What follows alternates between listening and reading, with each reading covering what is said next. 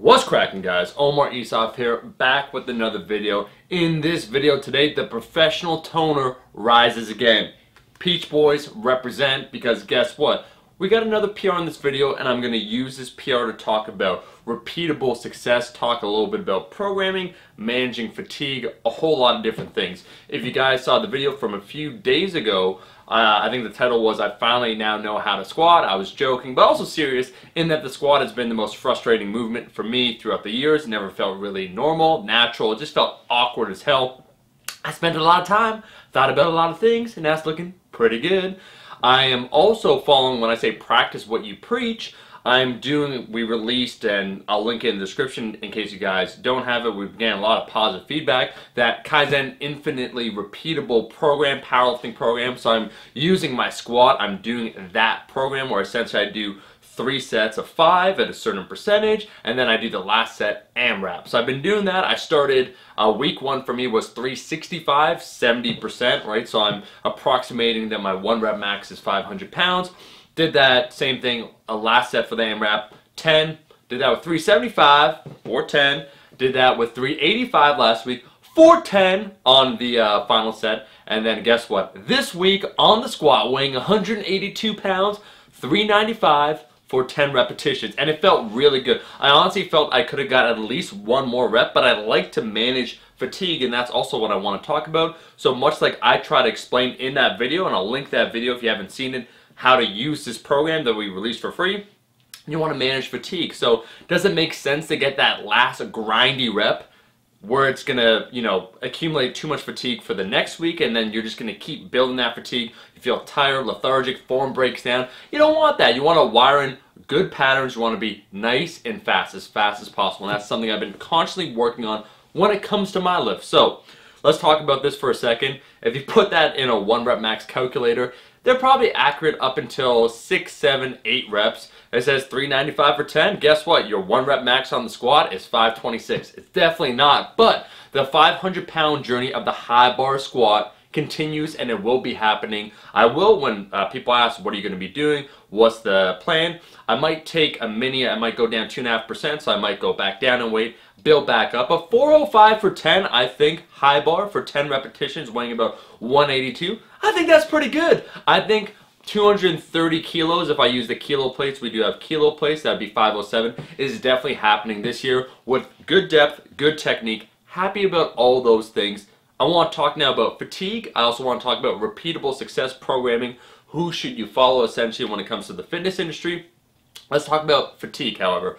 And I'll use this week as an example. I did that 395 for 10. But wouldn't you know it, instead of doing the normal 3x5 and then the 4th set AMRAP, I actually only did 2 sets, and that is because you have to take a look at the context of your entire week of training. You gotta take a look. Some people use a way to calculate this. They'll add total volume. What are you doing every day? Total volume per week, and they'll try and manage that. Will work like a wave. They'll build up, and then they'll decrease it, deload, and then build back up even higher. So it kind of works like a wave. For myself, it depends upon how my body feels, and that is a really important statement to make, because when you feel tired, achy, things aren't clicking, you're probably not going to be performing at your best. So I try and manage so that the big days that I'm doing, so for me, I squat on Thursday now, is that it's later on in the week. I find that some people are different. Some people start off on Monday strong where they feel really good. Other people, end of the week, they've accumulated a few days of working out, the body's more active, they perform better during the end of the week. That's me. That's why I squat on Thursday, and it just depends upon the person.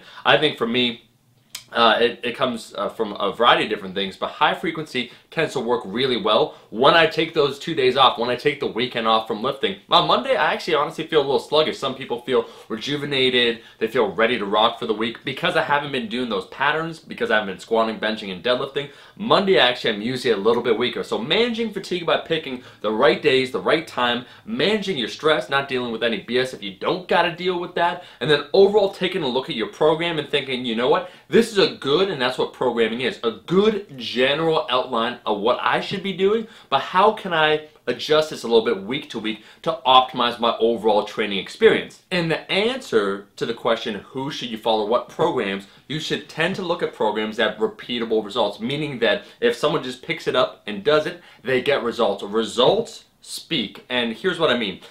You see it often. Instagram is kind of a cesspool in ways, but you'll see sometimes we can use different demographics. We take a look at the female demographic and you'll see a girl that just has that look that women want. They want that same physique. And so what they'll do, they'll take a look at the program, and sometimes for that person, they just have the look. They won the genetic lottery. They just have that look. They don't train really hard. So you'll take a look at the program they're selling, and the program will contain way too few volume, no plan progression, not good exercises, and the people following the program don't get the results they want. But because they see that end result, oh, that person looks great, they buy it. Same thing with bodybuilding. All the time, what do you think? All the fitness magazines, the top 1%, what works for the top 1%, if you try and be a sprinter and do the exact same thing that Usain Bolt does, you will never be not only as fast as Usain Bolt, but never as fast as your true potential. Because what the freaks of the best, what they do, probably not going to work for you. So, we see this often.